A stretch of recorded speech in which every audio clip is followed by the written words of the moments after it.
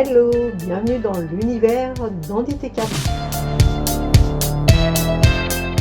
L'univers où tout est fait pour que ton handicap devienne ton plus grand atout.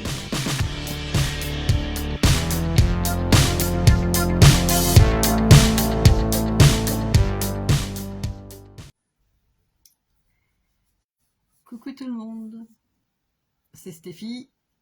Alors, une petite vidéo aujourd'hui pour vous parler de mon projet que vous pouvez voir depuis quelques jours sur ma page, qui est donc de préparer les chemins de Compostelle que je souhaiterais faire pour le printemps 2024.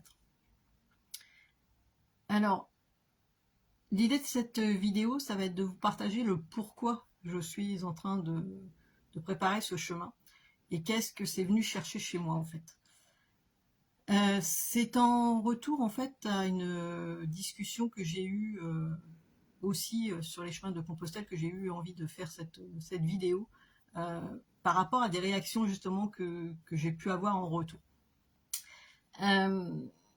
Donc l'idée c'est qu'effectivement c'est quelque chose que depuis l'enfance me parle. Voilà. Les chemins de Compostelle pour moi ça a une valeur importante d'introspection, de réflexion, etc.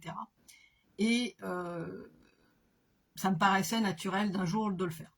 Sauf que voilà, je ne trouvais pas forcément le moyen, puisque vous le savez, je suis avec un handicap de naissance qui m'empêche de faire de longues distances à pied.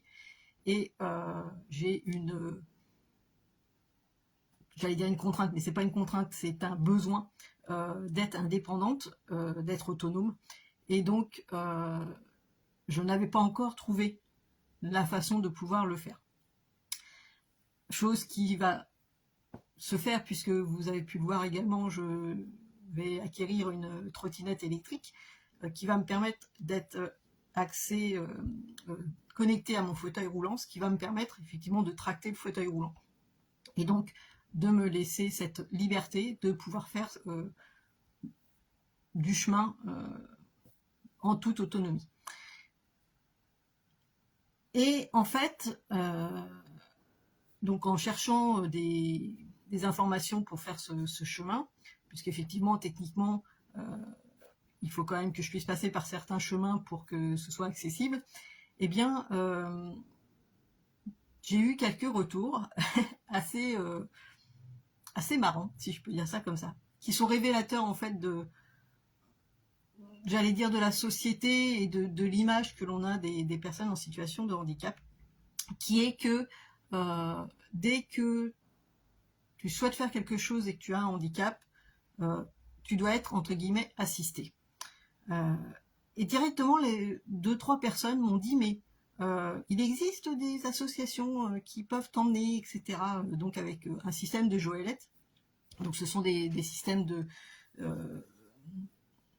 comment je vais dire ça, de sièges avec une roue qui effectivement peuvent permettre de passer certains chemins, surtout en montagne, etc.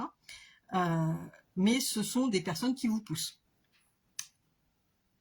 Alors que dans ma publication, j'avais bien noté que je voulais le faire en toute autonomie, même si, effectivement, par moment, eh bien, avoir de l'aide sur 10 minutes, un quart d'heure, ça ne me pose aucun souci. Mais je ne veux pas être tributaire d'un organisme ou d'une personne qui va m'accompagner et avec qui il va falloir que je gère peut-être forcément l'endroit où je veux visiter ou des choses comme, ou les pauses, ou etc. J'ai vraiment envie de pouvoir le faire de façon complètement indépendante. Et alors c'est très drôle parce que ça a été j'allais dire un automatisme en fait, dans plusieurs messages, de me dire mais t'as pas peur de le faire toute seule? Alors déjà, bah non, pas forcément, voilà, enfin c'est pas quelque chose qui me fait plus peur que ça, d'être seule. Est-ce que c'est plus difficile forcément quand on a un handicap? Bah, oui et non, dans le sens où ça demande simplement plus de réflexion, effectivement, pour trouver les passages qui vont être possibles. effectivement, ça me demande de l'organisation puisque la trottinette que je vais avoir va avoir à peu près une autonomie de 40 km, mais en ayant forcément des pentes, des choses comme ça, ou des terrains un peu plus difficiles, bah, il y aura moins d'autonomie. Donc, il faut que je réduise au niveau du kilométrage que je vais faire, etc.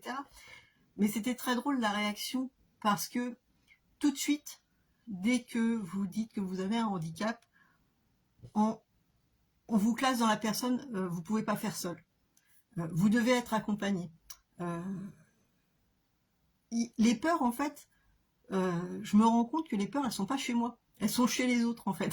Et c'est assez troublant, parce que finalement, on, on suppose de la personne qui a un handicap qu'elle n'est pas capable de faire certaines choses.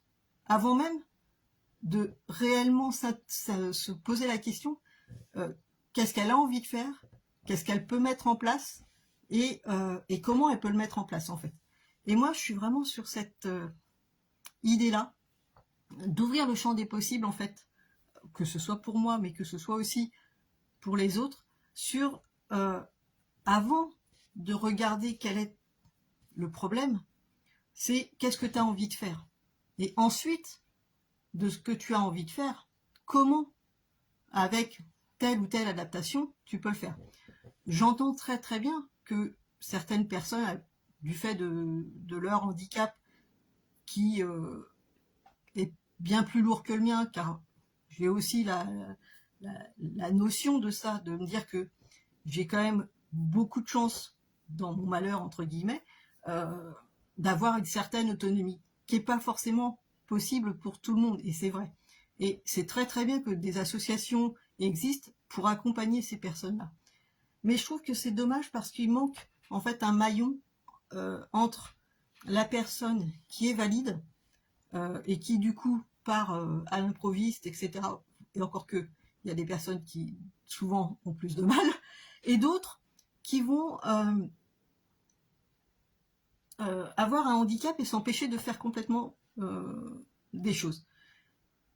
Et moi, je suis entre les deux, en fait. Et ça, depuis ma naissance, puisque j'ai toujours été dans un monde valide.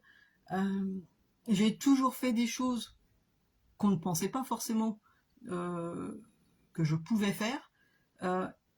Et je crois que c'est en fait une de mes forces, de me dire, avant de voir ce qui me bloque, je regarde ce que j'ai envie de faire.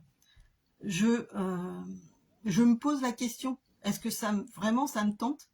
Et quelles sont à ce moment-là les solutions qui se proposent? Et effectivement, en revenant sur ce chemin de Compostelle, sur cette idée que j'ai depuis l'enfance, jusque-là, ça bloquait parce que je ne trouvais pas la manière d'avoir cette autonomie, justement, qui me permettait de pouvoir faire ce chemin de la façon dont moi j'avais envie de le faire. Et c'est ça que j'avais envie de vous partager aujourd'hui, c'est voilà, ce questionnement-là que vous avez. Alors là, c'est sur le chemin de Compostelle, mais ça peut être sur toutes les autres idées que vous puissiez avoir. C'est vraiment de se dire, qu'est-ce que j'ai réellement envie de faire? Et de là, comment je peux mettre les choses en place? Avec qui? Avec quoi? Et pourquoi, en fait? Et moi, effectivement, ce chemin de Compostelle, il est pour moi, mais il est aussi justement pour ouvrir le champ des possibles et le regard, pour faire changer le regard sur le handicap. Que ce soit pour les personnes qui ont un handicap en se disant, ben oui, il y a des choses de possibles et effectivement, pourquoi pas moi? Et de l'autre côté, pour les personnes qui n'ont pas de handicap, mais voilà, qui vont peut-être me rencontrer ou voir ces vidéos, etc., se dire, mais la personne qui est en situation de handicap, elle n'a pas forcément besoin d'être assistée sur tout, et ni tout le temps. Et d'arrêter de nous mettre, en fait, j'allais dire, dans une coquille qui nous enferme. On est capable de beaucoup de choses. Simplement, voilà, il faut juste prendre le temps d'adapter les situations, de trouver les bons outils qui vont nous permettre de faire les choses à notre façon et selon nos besoins. Voilà. Donc, si cette vidéo vous fait réagir, que vous soyez valide ou que vous soyez avec un handicap, si vous avez des questionnements, si vous avez envie de, voilà, de partager vos ressentis, n'hésitez pas. Ce chemin de Compostelle, effectivement, il va demander un petit peu de préparation. C'est pour ça que je le prévois plus pour le printemps 2024.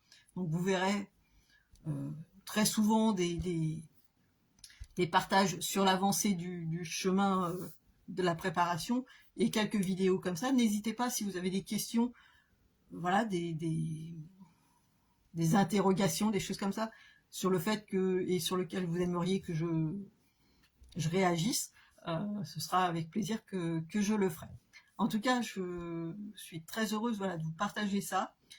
C'est quelque chose auquel je tiens depuis très très longtemps et je suis très contente, voilà, de mettre ça en place, le projet Avanche B1, et pour l'instant